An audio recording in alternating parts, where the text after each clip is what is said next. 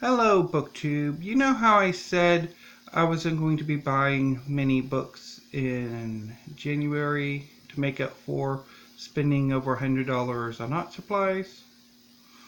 Yeah, no. I bought books. So let's take a look at them. So first of all, I did earlier this month a cart challenge where I had several books in my Amazon cart and I went through them and eventually picked one book would buy, and this is the winner of that challenge. Wild Sea: A History of the Southern Ocean by Joy McCann. Um, I've been curious about it ever since I saw it hauled on Steve Donahue's channel, and I'm quite happy to have it in my collection, and am looking forward to giving it a read here in the near future. So let me read some of the blurb. The Southern Ocean is a wild and elusive place, an ocean like no other. With its waters lying between the Antarctic continent and the southern coastlines of Australia, New Zealand, South America, and South Africa, it is the most remote and inaccessible part of the planetary ocean, the only part that flows completely around Earth unimpeded by any landmass. It is notorious amongst sailors for its tempestuous winds and hazardous fog and ice. Yet it is a difficult ocean to pin down. Its southern boundary, defined by the icy continent of Antarctica, is constantly moving in a seasonal dance of freeze and thaw. To the north, its waters meet and mingle with those of the Atlantic, Indian, and Pacific Oceans along a fluid boundary that defies the neat lines of a cartographer. So begins Joy McCann's Wild Sea, the remarkable story of the world's remote southern or Antarctic ocean. Unlike the Pacific, Atlantic, Indian, and Arctic oceans, with their long maritime histories, little is known about the Southern Ocean. This book takes readers beyond the familiar heroic narratives of polar exploration to probe the nature of this stormy, circumpolar ocean and its place in Western and indigenous histories. Drawing from a vast archive of charts and maps, sea captains' journals, whalers' logbooks, missionaries' correspondence, voyagers' letters, scientific reports, stories, myths, and her own experiences, McCann takes the reader on a voyage of discovery across its surfaces and into its depths, revealing its distinctive physical and biological processes, as well as the people, species, events, and ideas that have shaped our perceptions of it. Beautifully and powerfully written, Wild Sea will raise a broader awareness and appreciation of the natural and cultural history of this little-known ocean and its emerging importance as a barometer of planetary climate change.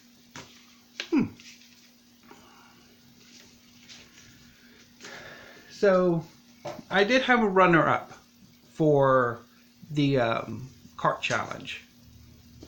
Fire and Blood, the European Civil War, 1914 to 1945, by Enzo Traverso. I bought this used through a Libris, and the next history book will be in the Libris buy too. So, Fire and Blood looks at the European crisis of the two world wars as a single historical sequence. The age of the European Civil War, 1914 to 1945.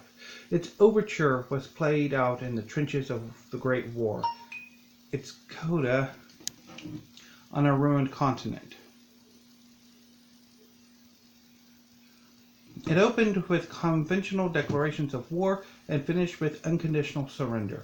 Proclamations of national unity led to eventual devastation, with entire countries torn to pieces. During these 3 decades of deepening conflicts, a classical interstate conflict morphed into a global civil war, abandoning rules of engagement and fought by irreducible enemies rather than legitimate adversaries, each seeking the annihilation of its opponents. It was a time of both unchained passions and industrial rationalized massacre. Utilizing multiple sources, Enzo Traverso depicts the dialectic of this era of wars, revolutions, and genocides. Rejecting commonplace notions of totalitarian evil, he rediscovers the feelings and reinterprets the ideas of an age of intellectual and political commitment when Europe shaped world history with its own collapse. Sounds interesting. Cannot wait to get to this one. And the next book I got from a Libris, because I got 8 books, 5 fiction and 3 nonfiction.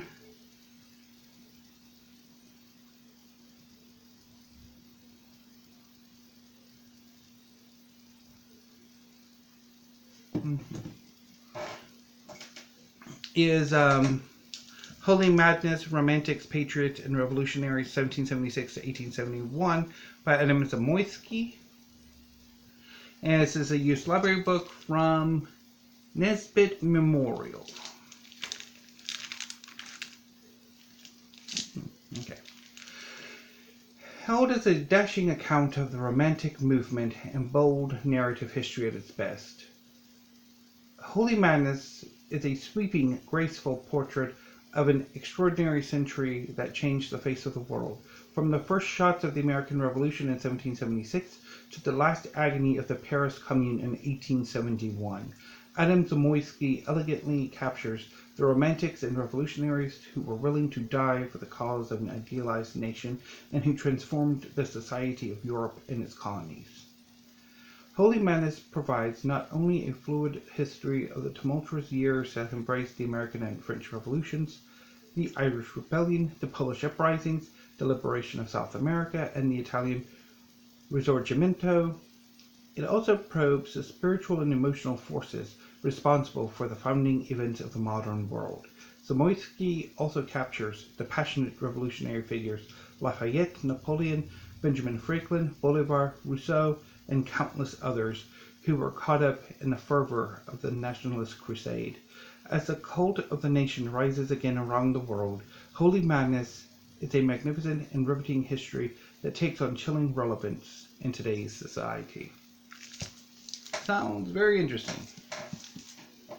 Now, on to the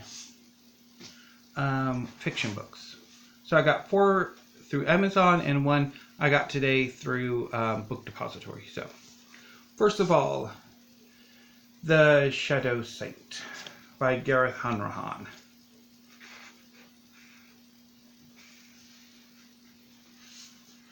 So, let's see here. Okay.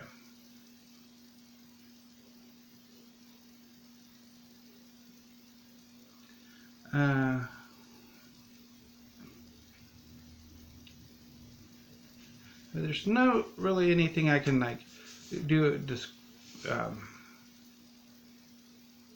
description. It's all blurbed on the back. So basically, this is a sequel to Gareth Hanrahan's debut, The Gutter Prayer, which I really enjoyed, and I'm quite happy to have this in my collection. I will read this as soon as I get a lot of the library books I have down here taken care of, which might take me a while. Next we have The Vanished Birds by Simon Jimenez.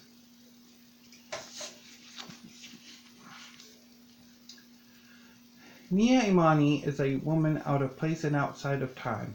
Decades of travel through the stars are condensed into mere months for her, though the years continue to march steadily onward for everyone she has ever known. Her friends and lovers have aged past her. All she has left is work. Alone and adrift, she lives only for the next paycheck, until the day she meets a mysterious boy fallen from the sky, a boy broken by his past.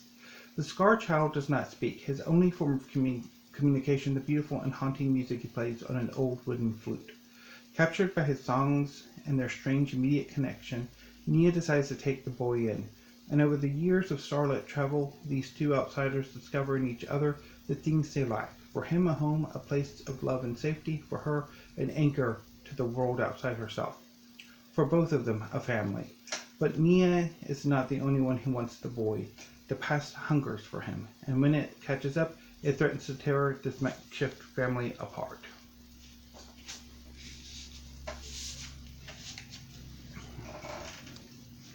And then this past Tuesday, I got two releases. Riot Baby by Tochi Oneybuchi. Well, Oneybuchi.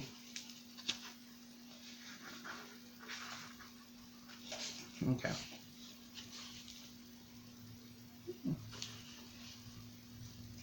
Elia has a thing. She sees a classmate grow up to become a caring nurse, a neighbor's son murdered in a drive-by shooting. Things that haven't happened yet. Kev, born while Los Angeles burned around them, wants to protect his sister from a power that could destroy her. But when Kev is incarcerated, Ella must decide what it means to watch her brother suffer while holding the ability to wreck cities in her hands. Rooted in hope that can live in anger, Riot Baby is as much an intimate family story as a global dystopian narrative. It burns fearlessly toward revolution and has quietly devastating things to say about love, fury, and the Black American experience. Ella and Kev are both shockingly human and immeasurably powerful. Their childhoods are defined and destroyed by racism. Their futures might alter the world. Sounds very interesting. Can't wait to get to it. Of course, I can't wait to get to all of these. So anyway, and next we have A Queen in Hiding by Sarah Kozloff. This is a book 1 in the Nine Realms tetralogy quartet, which is interesting because the series has already been written, and each book in the series will be released once a month for the next 4 months. So we have A Queen in Hiding in January. Next will be The Queen of Raiders in February, A Broken Queen in March, and The Cerulean Queen in April. So, orphaned, exiled, and hunted, Cerulia, Princella of Verandel, must master the magic that is her birthright, become a ruthless guerrilla fighter, and transform into the queen she is destined to be. But to do it, she must win the favor of the spirits who play in mortal affairs, assemble an unlikely group of rebels, and wrest the throne from a corrupt aristocracy whose rot has spread throughout her kingdom. Sounds interesting. Can't wait to get to it. And finally, the book that came today, and one I've been waiting for the better part of a year, is A Snake Lies Waiting, Legends of the Condor Heroes, Book 3 by Yong.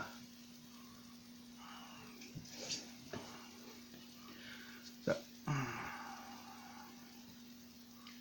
anywho, let's begin.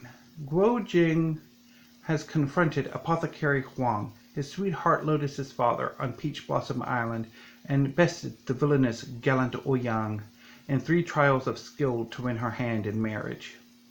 But now, along with his sworn brother Zhou Botong of the Quanjin sect and his Shifu Count Seven Hong, chief of the Beggar clan, he has walked into a trap.